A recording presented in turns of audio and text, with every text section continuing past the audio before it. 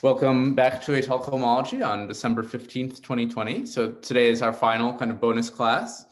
So the plan today is to sketch the remainder of the proof of the Riemann hypothesis. So I'll sort of recall the plan from earlier when I sketched this before, and then indicate what needs to be done to fill in the gaps. And then we'll talk about I'll kind of give a statement of the main theorem in Weil II and some applications of that. And also of Weil I itself. So let me remind you what the strategy for the proof of the Riemann hypothesis was.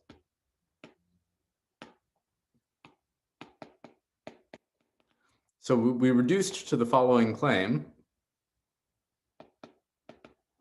So we reduced to the situation where X is even dimensional.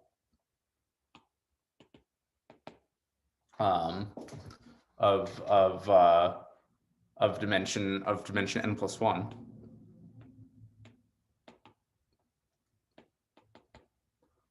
And we wanted to prove some inequality for the eigenvalues of Frobenius on the middle cohomology of X. So we want that the eigenvalues, let's say alpha of Frobenius, acting on the middle cohomology, so that's the cohomology in degree equal to the dimension,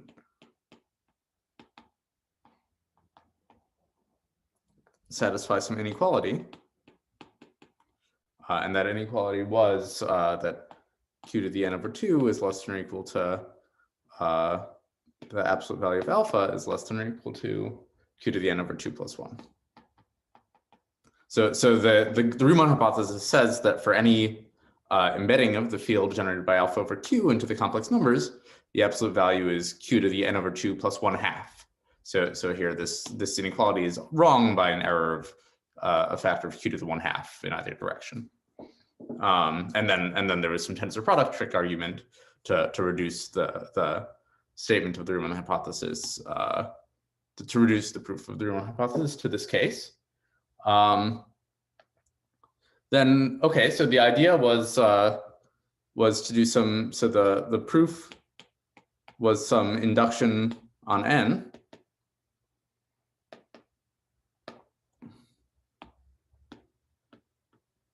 So step one was to find an embedding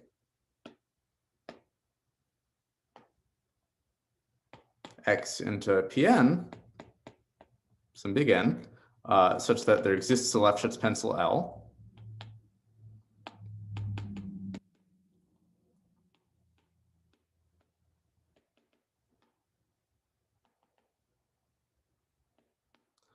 So let me remind you, over an algebraically closed field, one can do this by taking any very ample line bundle on X, embedding using it, and then maybe replacing it with its square. And then we said that for an arbitrary smooth projective variety, the square of very ample always admits a Lefschetz pencil over an algebraically closed field. All right, so we're not actually over an algebraically closed field, we're over a finite field. And so the sort of genericity arguments or the Bertini argument that go into proving that theorem doesn't quite work. But this statement is insensitive to extending the ground field. So what you do is you just find a Lefschetz pencil over your algebraically closed field, and then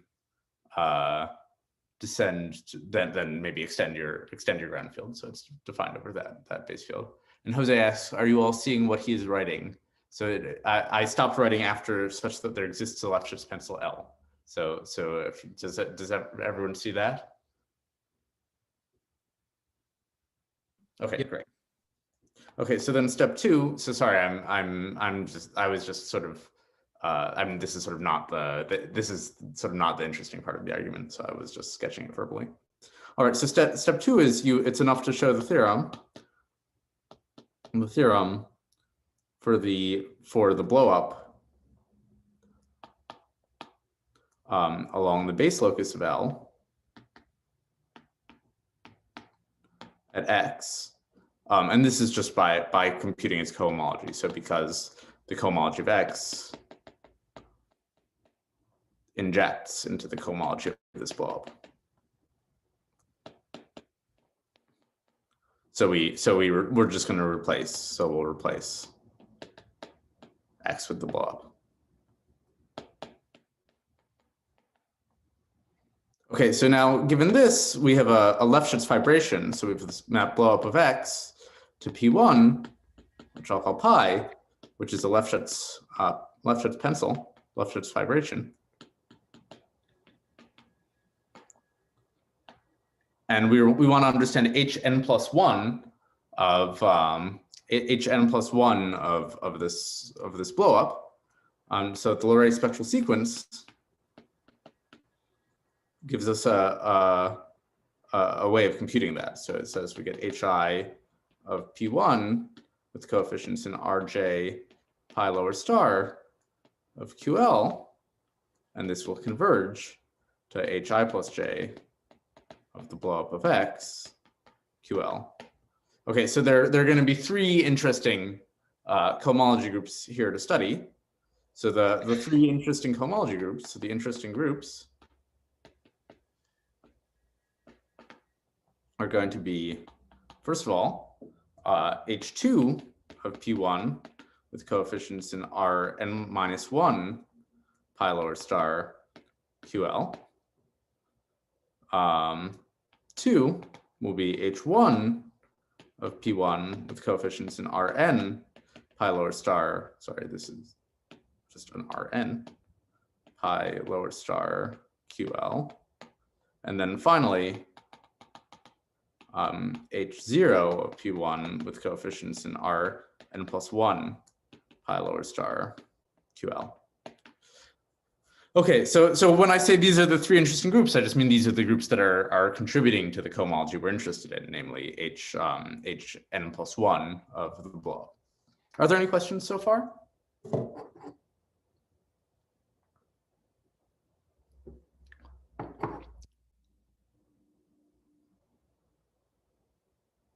All right, if not, let's keep going.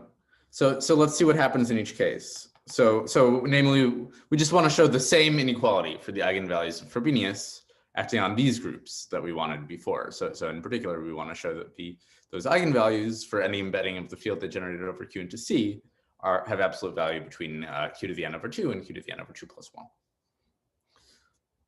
All right, so now we have to use some facts from the theory of Lefschetz pencils.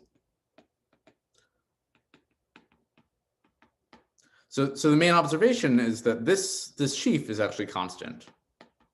So this is something that follows from the fact that the singularities that show up in a Lefschetz pencil don't contribute to cohomology except in the middle degree. So this is not so. This is so once we know that, well, what is this? This is just going to be H2 of P1 with coefficients in, well, it'll just be a kind of constant sheaf. So that constant sheaf will be like Hn minus 1 of a fiber. And I'll underline it to give you a constant sheaf. Okay, and what is this? This is just Hn minus 1 of the fiber twisted by minus 1. All right, so does anyone see what to do from here?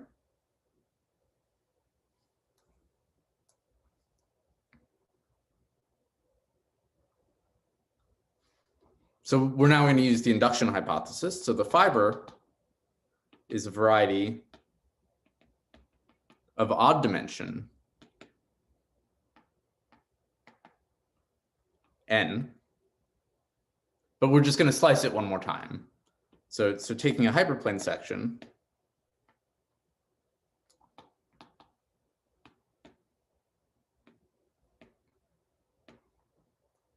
let's call it Z, we get a map from Hn minus 1 of the fiber.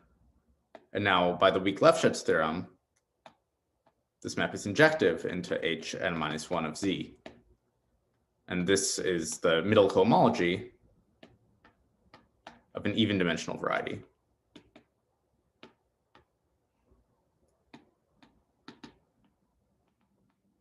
So we're done by the induction hypothesis.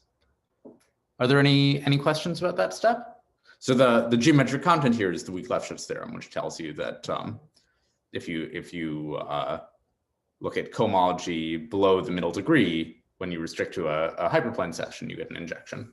So this is a statement I never proved, actually. I told you the statement earlier on, but the proof involves a lot of Galois cohomology, which would have taken us too far afield. I think Ben asked about it, but I think it's a little bit too much to do in the time we have remaining.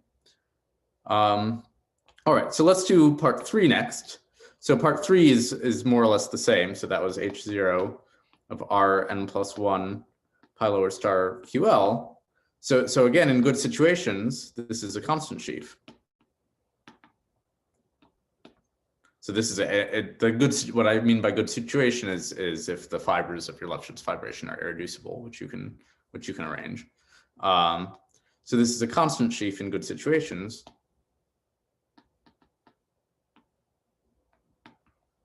And well, then the same argument works. So the same argument plus Poincare duality.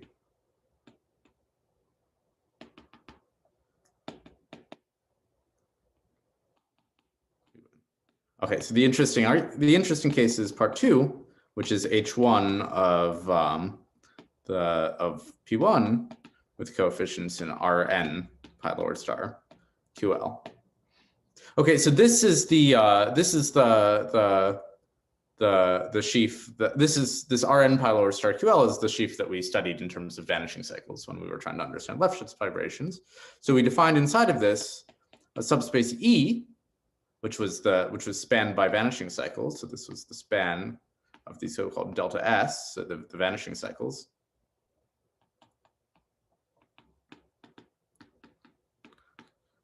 We argued that this vector space had a skew symmetric product on it, and inside of E we had E intersect its orthogonal complement under this product, and then inside of that we had 0. Okay, so we're just going to study 3 pieces. So we're going to study H1 of sorry. This is E is not inside of this H1. It's inside of, sorry, let me rewrite this to be a little bit more clear. So inside of Rn pi lower star QL, we had a subsheaf E. And then inside of that, we had E intersect its orthogonal complement. All right, so we're going to study sort of the 3 associated graded pieces. So we're going to study, so this is going to be kind of 2. Part A will be, we're going to understand Rn pi lower star QL mod E. Wait, did the inclusions go the other way? I'm a little confused. Yeah, the inclusions go the other way. Sorry about that. Yeah. We're going to study E mod E intersect E orthogonal complement. And then C, we're going to study just E intersect E orthogonal complement. So the sort of content of most of what we did at the end of last time was to check that this satisfies the hypotheses of the main lemma.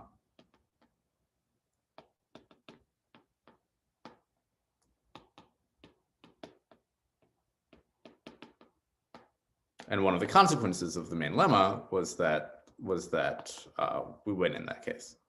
So in that case we win, namely H1 of P1 of E mod E intersect E orthogonal complement satisfies the inequality.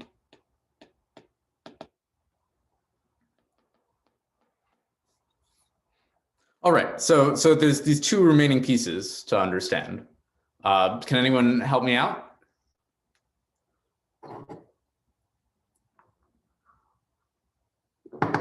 So the claim is that Rn pi lower star E QL mod E and E intersect its orthogonal complement are constant sheaves.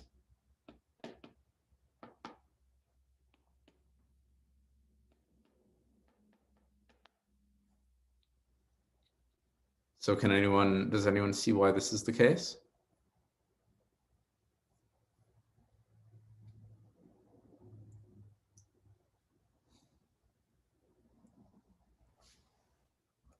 So the proof is the Picard-Lefschetz formula.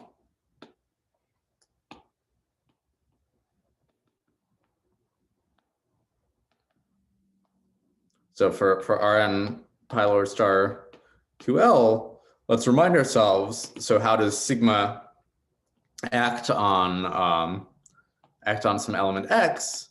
It sends it to x plus or minus, well, some character of applied to sigma times x cup delta s. Okay, but this lives in E. So that tells us an element of inertia acts trivially on this quotient, because all it would do is, to given an element to it, it would add something. Sorry, this is some sigma s in an inertia group. So all it would do is add something in the thing you've quotiented out. So for E intersect E orthogonal complement, well, this cup product, x cup delta s, is just identically 0 for all s, just because we're, that being in the orthogonal complement means this cup product is 0. Okay, and now given this fact, we're again done by Weil-Lefschetz.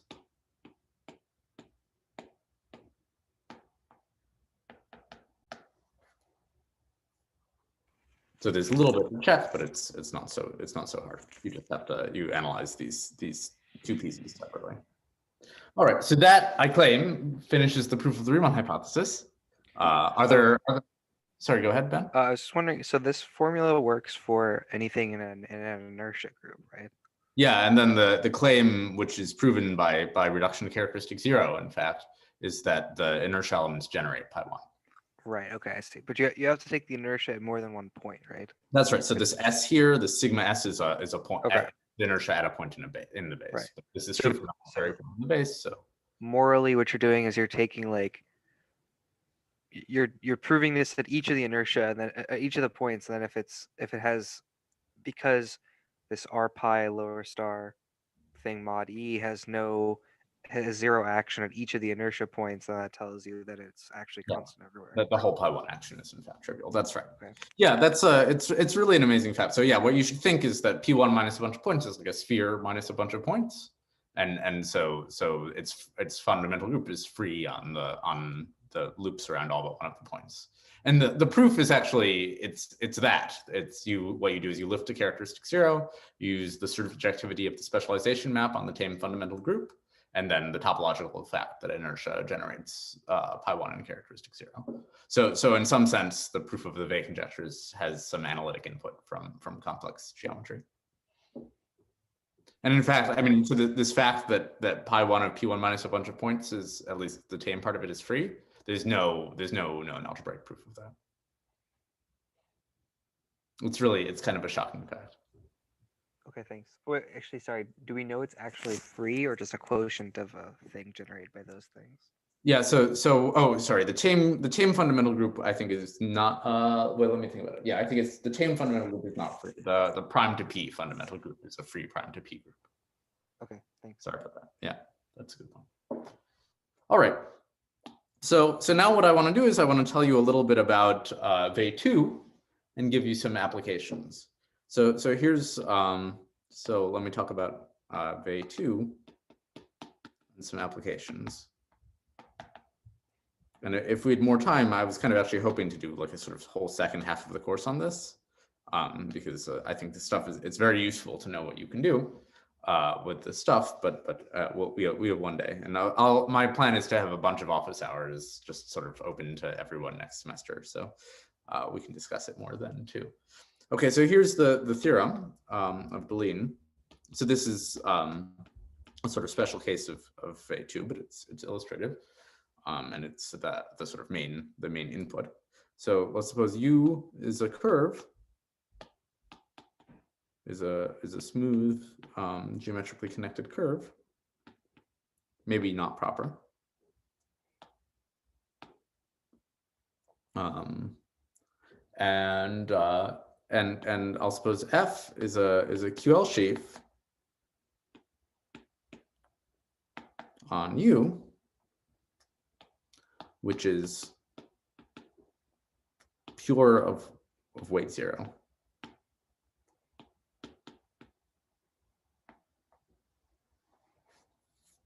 So here, pure of weight 0 means that the Frobenius action on the stalks. So what this means, let me maybe actually write this down. What this means is that fx, the Frobenius acting on the stalk of f at a point x, has eigenvalues alpha such that the absolute value of alpha is just 1. Meaning, for any embedding of the field generated over Q by these eigenvalues, you just get 1. So such a thing will basically never show up as the cohomology of an algebraic variety, but you can always, I mean, if you, for example, if you take an abelian scheme over U, its H1 or R1 pi lower star will be a something with weight 1. The eigenvalues of alpha on the fibers will be Q to the 1/2. But you can just kind of twist by a character of the absolute Galois group of the ground field to get yourself into weight 0. So it somehow doesn't really matter that like you can always twist a sheaf that sort of is coming from a smooth projective variety to satisfy this condition. So then the theorem is that H1 with compact support of U base change to FQ bar with coefficients in F is mixed, and I'll say what this means, of weights less than or equal to 1. Okay, so what this means, so what is mixed of weights less than or equal to 1 mean? So this means that the eigenvalues of Frobenius alpha of Frobenius satisfy alpha is Q to the I over 2, where I is in Z less than or equal to -1. Sorry, greater than or equal to -1. Sorry about that.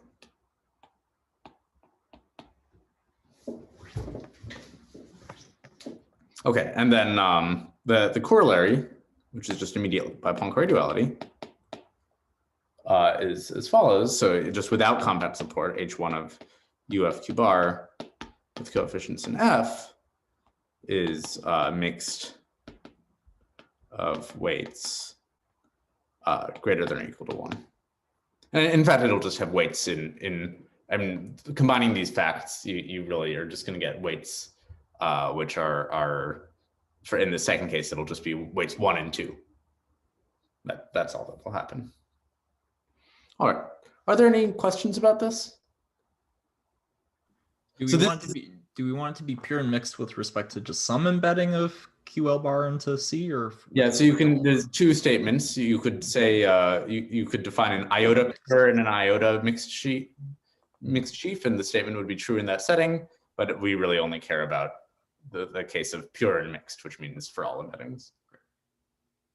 Yeah, so Deligne does make sense of this notion of an iota pure and an iota mixed sheaf, so that's relative to a single embedding, but it's not, I mean, that as far as I know, that notion of being pure or mixed relative to a single embedding never really comes up.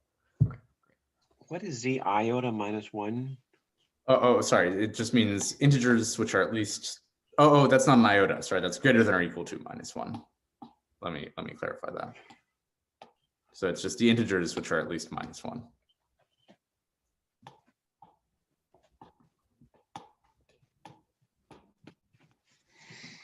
Is it clear why you have these weights spaced out like this? Like the bounds, I think. What do you mean by spaced out like this? Like where the weights are sitting in Z greater than or equal to -1.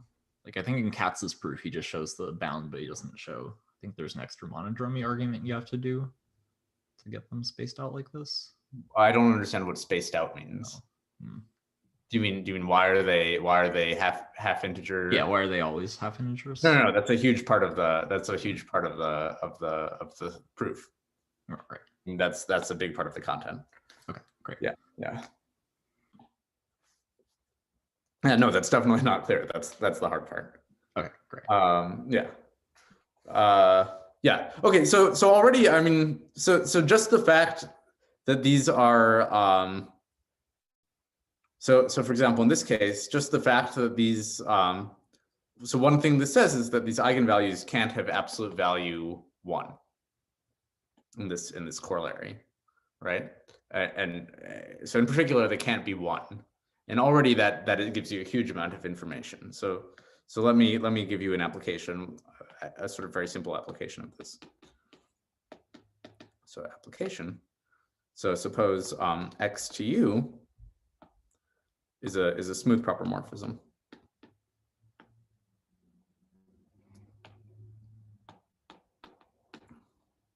Of varieties over a field K.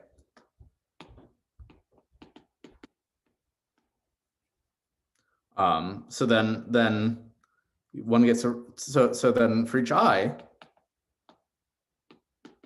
one gets a representation rho I from pi1 of u base change to k bar. So this is the Etale pi1. Maybe let me pick a base point, some little u, into GL of, so this is like the monodromy representation on the cohomology of the fibers of this map. So I'll take the ith push forward and look at the representation on the fiber over u. So because this is a smooth proper morphism, this push forward is a locally constant QL sheaf by the smooth and proper base change theorem, and the data of a QL sheaf is the same as the data of a locally constant QL sheaf is the same as the data of a representation like this. Okay, so the theorem of Deligne, which is going to be a consequence of Weil II, is that these representations rho I are semi-simple.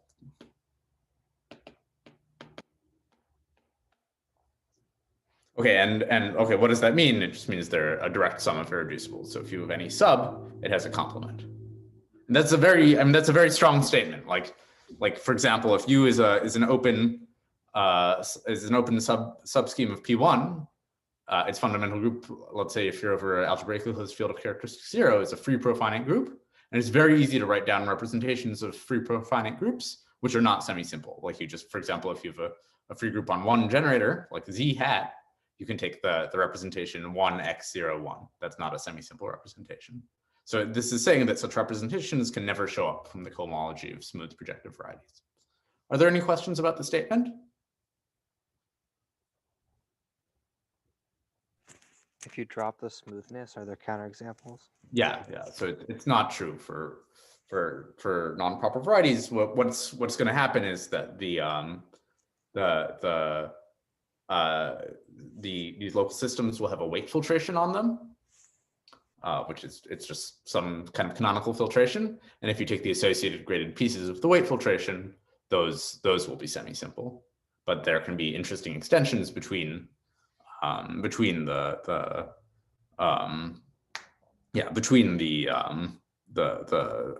different weight pieces. And just as an example, I mean, so Edward Luyenga gave a very nice talk at UGA a couple weeks ago, which maybe some people here saw,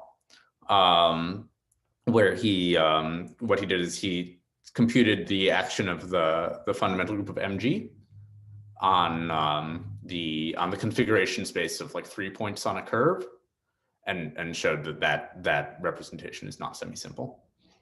So it's not very, and basically if you take a random family of non-smooth or non-projective varieties, non-proper varieties, you wouldn't really expect the cohomology, the representation to be semi-simple.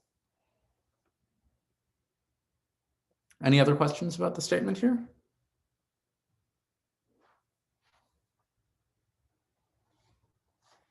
Okay, so I'll sketch the proof. So step one is to reduce to the case of finite fields. So the data here, pi, x, and u, are all defined over some finitely generated field, or even some finitely generated Z algebra. Well, why is this? This is like my favorite trick in all of algebraic geometry. You have a variety. It's defined by a finite collection of polynomial equations. those equations have finitely many coefficients, maybe like 3 and 7 and pi and e and the Euler mesh or an e constant or whatever, and you can just adjoin those to z. And then you get this picture over z. So you have a map x to u over z. Maybe it won't be smooth and proper anymore, but those conditions are constructible. So you can just delete some stuff to make it true again. Okay, and now you can specialize to a finite field.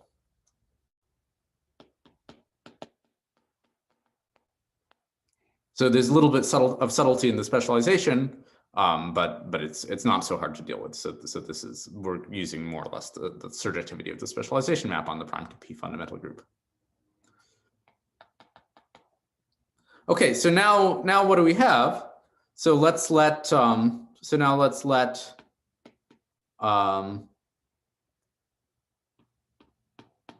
E inside of Ri pi lower star QL be a locally constant subsheaf.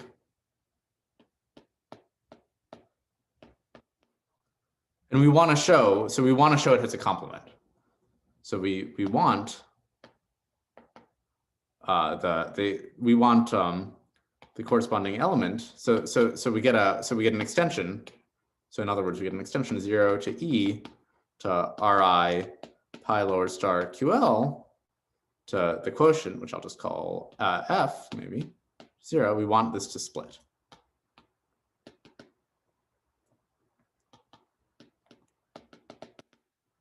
Okay, so this extension is given by, so let's call this extension star.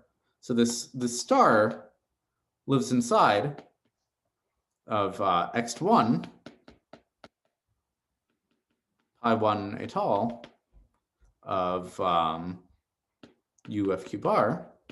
So these are the extensions of representations f comma e. Okay, but in fact, it lives inside of a subspace of this. Does anyone see what kind of subspace it lives in?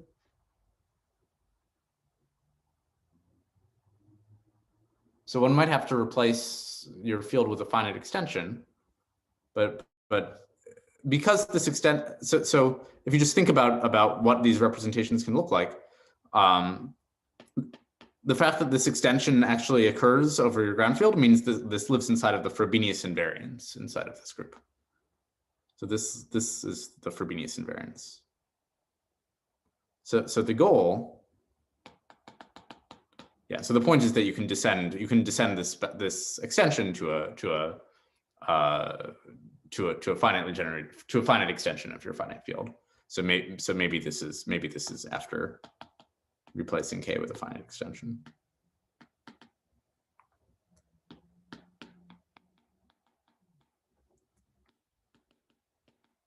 So our goal now is to show that x1 I1 etale u f q bar e f e.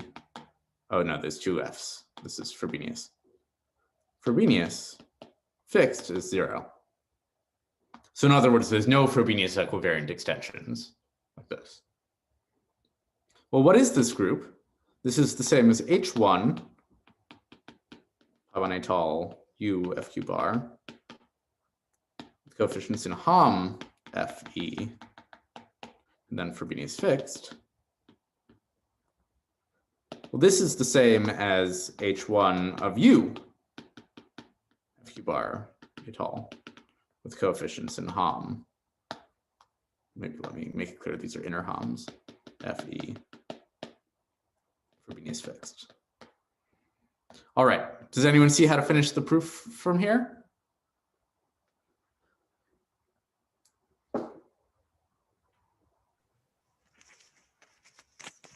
So you would expect that Hom FE to be weight 0?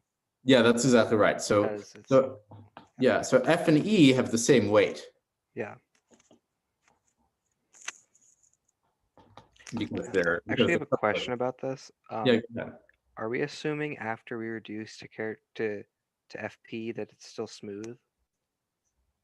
Yeah, so you can, that's absolutely right. So you do that by spreading out and then choosing a prime where it's still smooth. And smoothness is an Okay, I open see. condition. So Right. Okay, so we're not doing this for every prime. We're doing that's it. right. We're just using one prime. In fact, I mean, somehow these arguments, they almost always use only one prime. It's very hard to see, like different Frobinii, we don't really understand, I think, how they talk to each other. Yeah, Okay. I think that's actually a general principle, which is that if you have a plan to prove something by using more than one prime, it's always going to be a little bit deeper. And in this case, I think Weil II is quite deep, but you know, this is the sort of situation where, yeah, this is the kind of thing where you're typically going to use only one prime. At least that's the principle I think is accurate.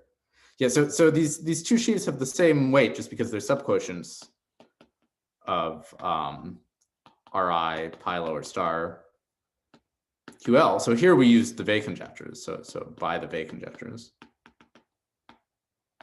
So namely, like, how do you compute the weight of such a thing? Well, the fibers of this are just the cohomology of the fibers of our map. So that's the cohomology of a smooth proper variety. So it has weight, weight I. So F and E both have weight I. So this implies that Hom Fe has weight 0. Because what is it? It's like F dual tensor E, and so the eigenvalues are like something of absolute value q to the minus I over 2 times something of absolute value q to the I over 2. So that has absolute value 1, which is what it means to have weight 0. So this implies by Weil II that H1 of U FQ bar with coefficients in Hom Fe is mixed of weights. Well, I'll just say what they are. So the weights are 1, 2. So strictly speaking, all I stated was that the weights are at least 1, which is also all we need. But in fact, it's true that it's mixed of weights 1, 2. Okay, and now we're done. So this implies that 1 is not an eigenvalue of Frobenius, which implies immediately that the fixed points of Frobenius acting on this vector space are 0.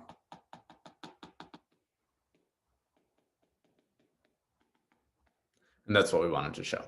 So this is already, I think this is a really amazing theorem. So for example, this statement that we just proved, that these rho I are semi-simple, is true over the complex numbers also. And we proved it by reduction to characteristic P. So you could also prove that statement over the complex numbers Hodge theoretically. So there's a sort of analog of Weil II for variations of a Hodge structure or really mixed Hodge modules. And so one could also give a proof that way, and it would be somehow more or less the same proof. All right, are there any questions about that?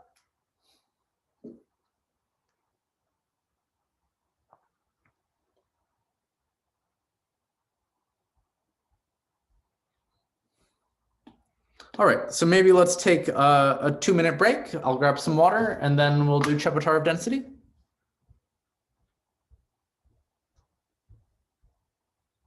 All right, if you guys are cool with that, I will be right back and grab some water.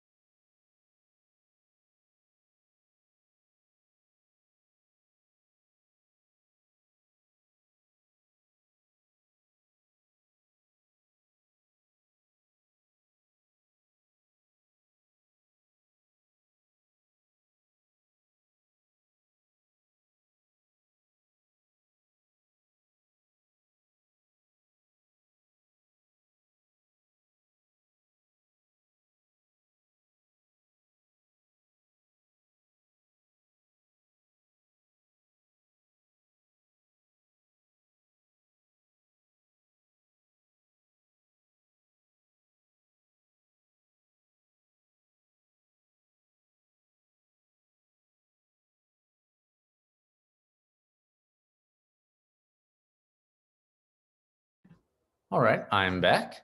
So any questions before we start talking about Chebotarev density?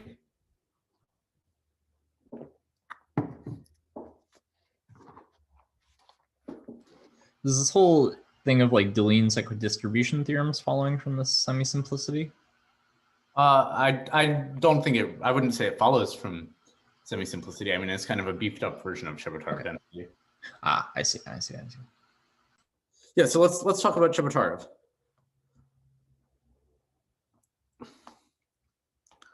So I guess this is application 2.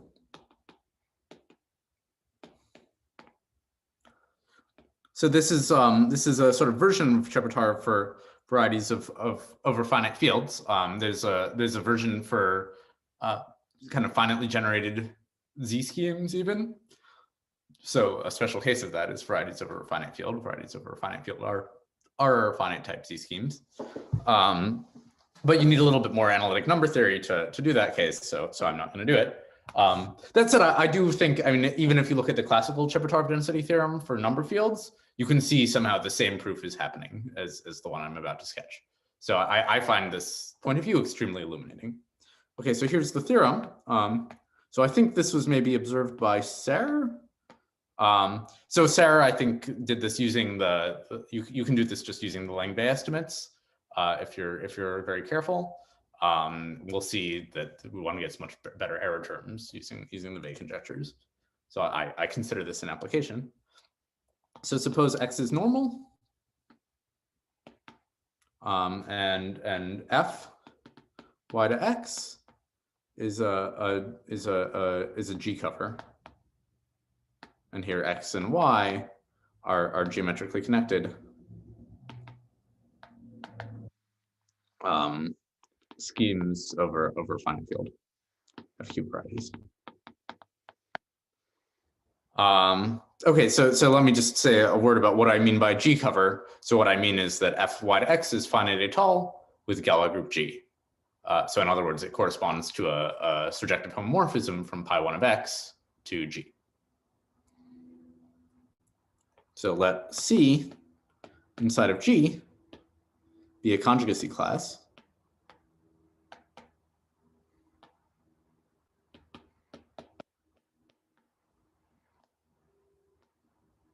So then the theorem is that if you look at the proportion, so the number of X in X FQ to the N, such that the Frobenius at X, so let me remind you, if X is a rational point of big X, so it's the same as a map from spec FQ to the N to X, and that induces a map on fundamental groups. So you get a map from the Galois group of FQ to the N to the fundamental group of X, and the image of Frobenius is well defined up to conjugacy. So that's an element called Frob X inside of pi1. So if you look at the, so that maps to pi1. Maybe let me give some notation here. So here, F corresponds to some map pi1 Etale X to G, and I'll call that map rho. So this is sort of the deck transformation action of pi1 on Y. So we can ask for the probability of Frobenius will land inside of C, inside of this conjugacy class. That makes sense because Frobenius is well defined up to conjugacy. And so we can look at this probability as if you just choose so we'll divide this by the number of rational points of X. So the statement is that this tends to C over G as n goes to infinity. And in fact, we'll see from the proof that you get pretty explicit error terms. And then we'll see the explicit error terms.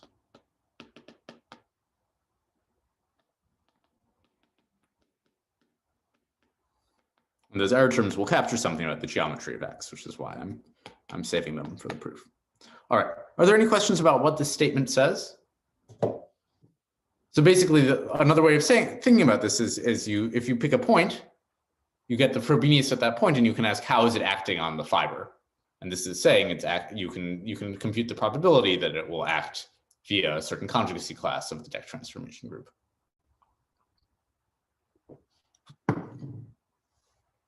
So are there any questions about this statement? And it's really, I mean, if you replaced X with spec of the random integers of a number field, this would really be the same statement as the classical Chebotarev density theorem, maybe again minus some kind of error term. So, sorry, how does the map row work exactly?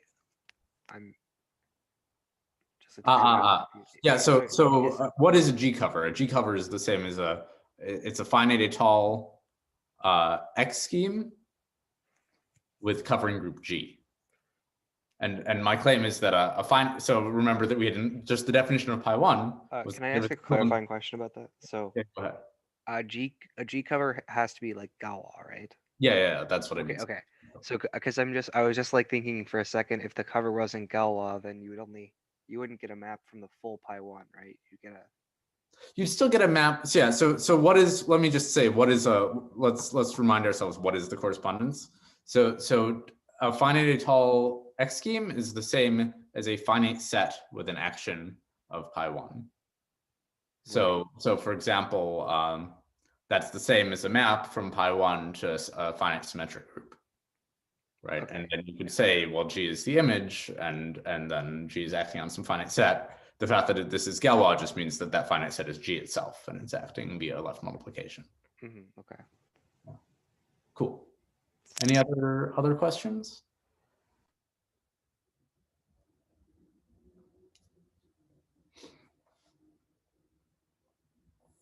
All right, so let's look at what we're trying to count. So let's let 1 sub c from, let's say, from G to QL be the indicator function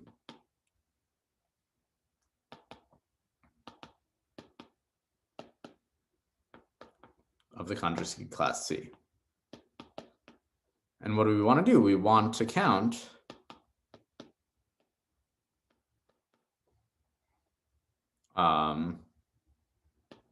sum over the rational points of 1 sub c of rho of the Frobenius at X. This is the kind of thing we're interested in. So this is precisely the numerator of the of this fraction here. Do you guys agree with this? So this looks like the kind of thing we could approach via the Lefschetz trace formula, right? So if in particular, if this was, instead of 1 sub c, if this was the trace of Frobenius acting on the stalk of some sheaf, then this is the kind of thing we'd be able to access using the techniques we have, like the Lefschetz trace formula for local systems. So the idea is, well, we should use this is one basis of functions on G. There's another basis which looks more like sheaves, namely the basis of characters. So the idea is we want to write this as the sum over X in XFQ to the n of some AI times the character, or sorry, this should be another sum over chi I, a character of G,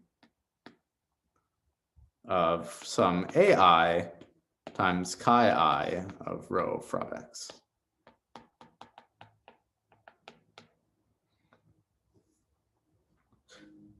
So we'll figure out. Well, let's actually do that first, and then we'll rewrite this in terms of sheaves. So can anyone tell me what should the coefficient of AI, what should the coefficient of a character here be? Like, how do you rewrite the indicator function of a conjugacy class in terms of characters of a group? So like, how do you compute this AI?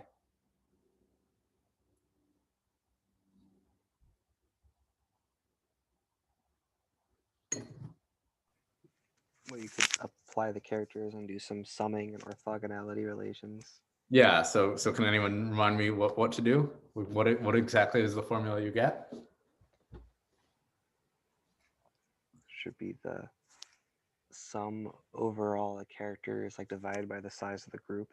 Yeah, so I think you get 1 over G times the sum of x in x fq to the n times, I think you end up getting chi of the conjugacy class C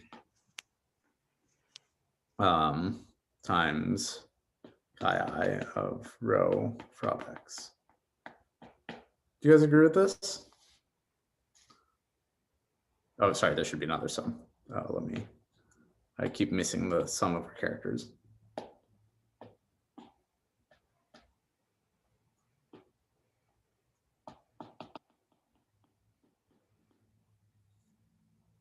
So I think this is what you got. I mean, how do you pair?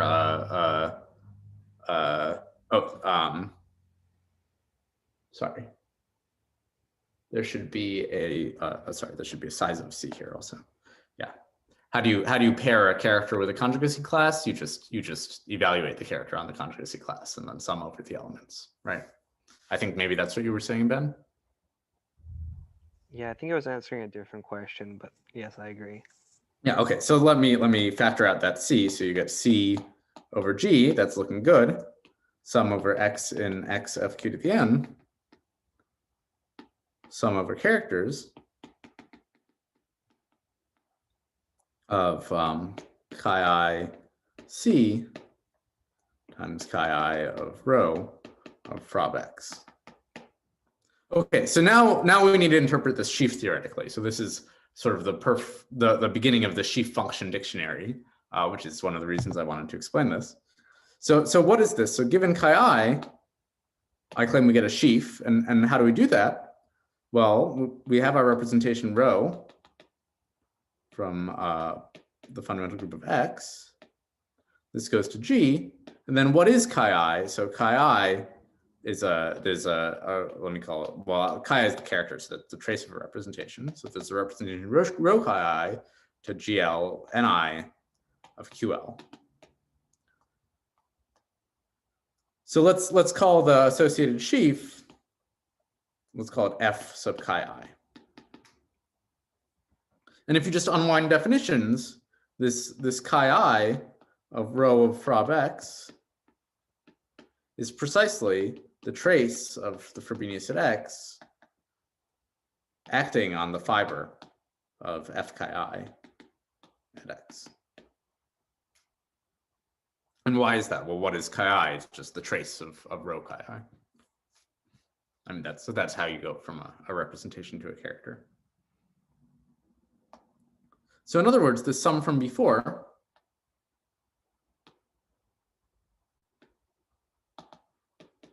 it becomes C over G times the sum. I'm going to switch the summations. So sum of chi I in the characters of G, sum of X in X fq to the n of the trace. Sorry, there should be a chi I of C here. So this is some constant times the trace of the Frobenius at X on this F chi I at X.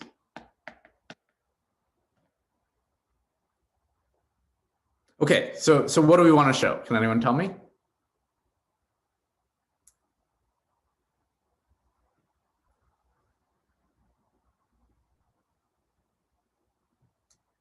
So we're trying to compare this thing divided by this to C over G. So in other words, we want to show that this is, as n gets big, this is kind of on the same order of magnitude as just the number of rational points of X. So that's namely the cohomology of the trivial sheaf. Yeah, so let's rewrite this. So we can use the Lefschetz trace formula to rewrite this as follows. This is the sum. This is the sum over chi I in the characters of G of the sum from I equals 0 to 2 dim X of -1 to the I times the trace of Frobenius on the compactly supported cohomology of X, FQ bar, with coefficients in the sheaf associated to chi I. So this is what we're trying to, oh, and I missed I missed this chi I of C here. So this is what we're trying to understand. All right, so can anyone tell me what does this look like?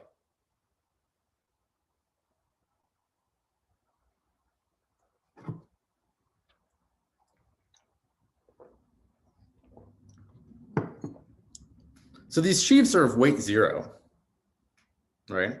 So now this is something we can understand. So there's two possibilities.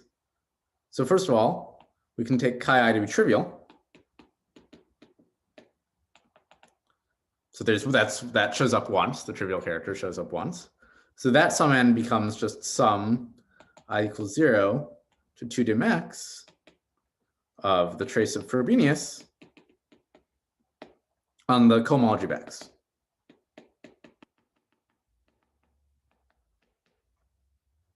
Okay, so this is actually what we're trying to compare the sum into, right? This is just equal to, here, there should be a from to the n everywhere because we're looking over fq to the n. So this is just the number of points on fq to the n. So we want to show that everything else is small, right? So the other situation is we want to show chi I is, if it's non-trivial, we want that the sum I equals 0 to 2 dim x of the trace of Frob to the n on the compactly supported cohomology of X with coefficients in the associated sheaf, we want this to be small. Meaning we want it to be dominated by this number.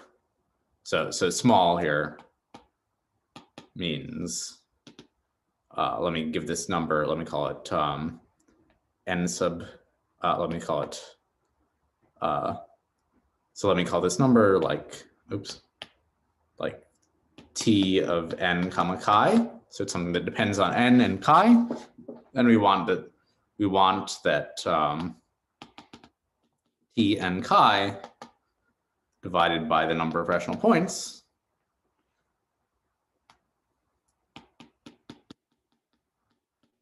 tends to 0 as n goes to infinity. And so these will be precisely our error term. So if we want to bound this number. Does anyone see how to do this?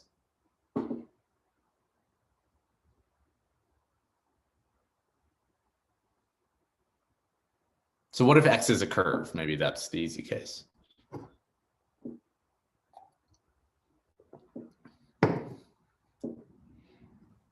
Why do the f chi have weight 0?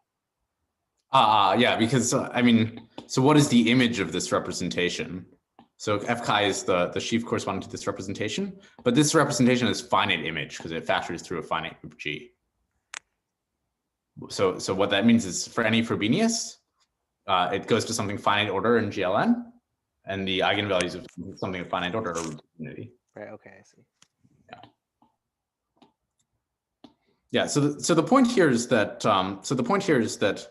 let's look at these cohomology groups. So H0 with compact support of X FQ bar F chi I is going to be 0. Because the chi I are non-trivial irreducibles.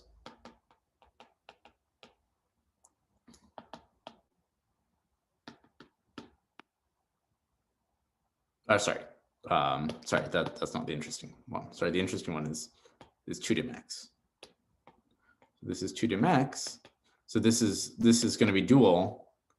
This is dual to H0 of X FQ bar F chi I guess dual twisted by the dimension. And this is equal to 0 because the chi I's are non-trivial irreducibles. They have no fixed part.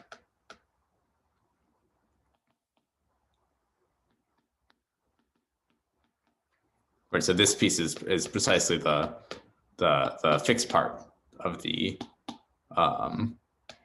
fixed part of the representation. So what that means is that we get we get contributions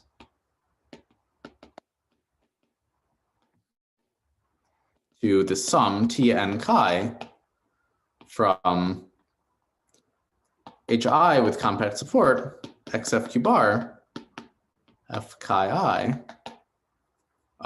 for I strictly less than twice the dimension of x.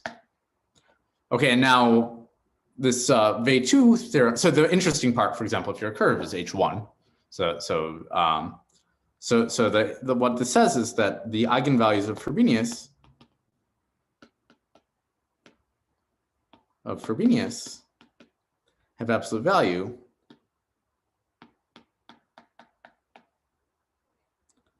q to the I over 2 for I less than twice the dimension of x. Which means that the sum, T, so here I'm using a kind of slightly fancier version of Weil II than the one I stated. So I'm using it for arbitrary normal varieties, which is a little bit more involved. But you can deduce it from the one for curves. I mean, if you were a little bit more careful, you could actually avoid using any Weil II at all and just use Weil I here. So what this tells you, though, is that this is at most q to the 2 dim x minus 1 over 2. So that's the biggest the eigenvalues can be, times the sum of the Betti numbers.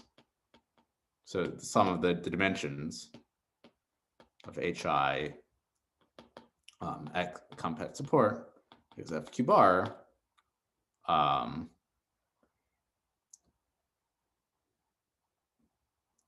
xfq bar, sorry, f chi I. Okay, and this is some absolute constant. Sorry, and there should be an n here. Yeah, and there should be an n here also. Sorry about that. So what am I saying here? I'm saying that computing the traces, well, you can bound that by bounding the eigenvalues, which Weil II does, and then bounding the number of eigenvalues, which is just given by this dimension. This dimension is independent of n, and this grows like something that grows like q to the 2 dim x minus 1 over 2 to the n. So what this implies is that T over n chi divided by q to the dim x goes to, sorry, q times n goes to 0 as n goes to infinity. And this is what we wanted to prove. So this is so the number of rational points xf q to the n grows like this, grows like q to the dim x to the n.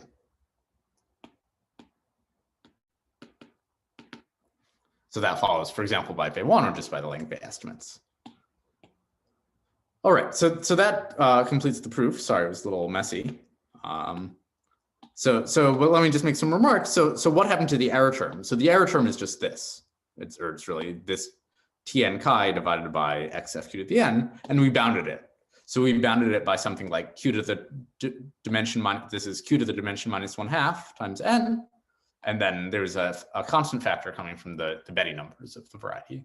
So that tells you that the geometry, so like the Betti numbers, actually influences the error term in Chebotarev density. And I think with this in hand, it's really fun, I think, to go back to the usual proof of Chebotarev density for extensions of number fields and see somehow that all the same techniques are actually showing up. All right, are there any questions about this?